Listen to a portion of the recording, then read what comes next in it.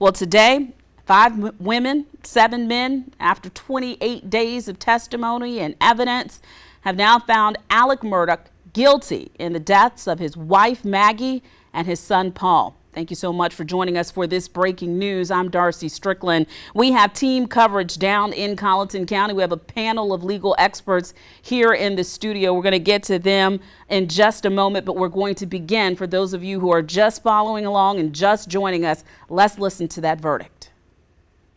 The court found at the end of the state's case that there's sufficient evidence to find the defendant guilty if the evidence was believed by the jury. When the motion was renewed, the court found that the evidence was sufficient for the jury to find the defendant guilty. Again, Judge Clifton Newman, reading that deliberation from or reading the after the jury had deliberated for 3 hours, I should say, excuse me, telling Alex-Murdaugh again guilty on the charge of killing his wife, Maggie, his son, Paul, and then also guilty on those weapons charges. The murder charge, a minimum sentence of 30 years behind bars. We're going to start our team coverage again in Colleton County at the courthouse. That's where we find News 19's Andrea Mock. She has been following this case for us today. And Andrea, I can still see that there are a number of folks behind you, some of them from the press, some of them who were court observers today. What is the feel right now that we know that Alex-Murdaugh is guilty? I gotta be honest with you. Yes, you're right. There are a ton of people here at the Colleton County Courthouse. As a matter of fact, when we started announcing that there was a verdict, cars with families, with young children were pulling up and letting them off right here. The stairs behind me go up to the courthouse door. You know, but it's bittersweet, Darcy. Yes, justice has been served, but 2 people are dead.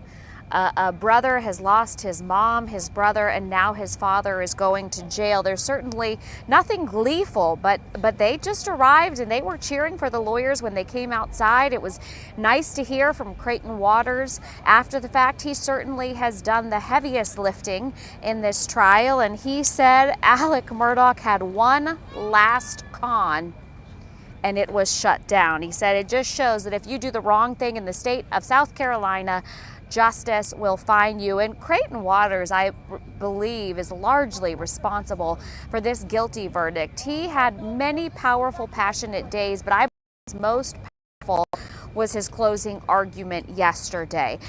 He came out and said point blank at the very beginning and the very end of his closing arguments, there is only one man in this courtroom who had the motive, the means, the opportunity, and the guilty conduct after the crimes, and he said that is Alex-Murdaugh. Something else that's interesting, he said when accountability is at his door, Alex-Murdaugh becomes a victim again. And why he said that, he was talking about the fact of June 7th. We know now a lot of things were coming down on Alex-Murdaugh that day. He called it a growing storm.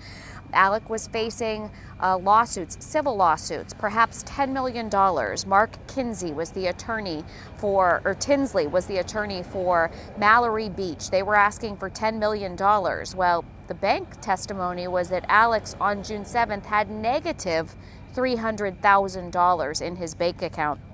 On top of that, Jeannie Seckinger at PMPD Law Firm came and testified before the jury about missing fee after fee after fee. But on that day, June 7th, she confronted Alex-Murdaugh about the missing Ferris fee. And it was no chump change. That was a more than $700,000 settlement that Alec had allegedly stolen and spent in 2 months. So there was that.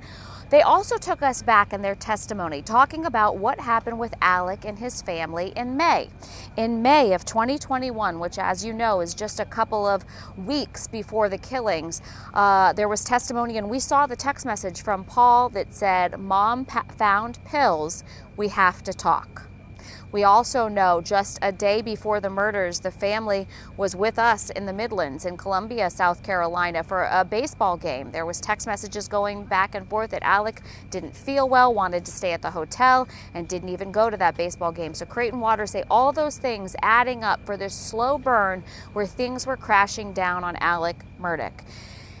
Now, what was so powerful is when Creighton Waters passed the baton to John Medders, they were able to revisit that. So they were talking about all these things that were happening on June 7th. And then he said, again, when accountability comes for Alec, he becomes a victim. And what does that mean? That means after June 7th, they stopped asking him about the Ferris fee. They stopped asking him to have a hearing about the boat crash. That solved his problems temporarily. So he said that was the motive in the case. That is why the judge allowed that financial testimony to show motive in this case. And just a very powerful rebuttal today from John Medders. He did an excellent job. And like I said, the part that stuck with me was the 19 seconds, was talking about pulling in to the kennels at Moselle, seeing that your own son and your own wife were dead on the ground, and not spending more time with them to see if there was anything you could do to help. Why did he just wait 19 seconds to call 911? John Medders saying he was well aware his wife and son were already dead because he killed them.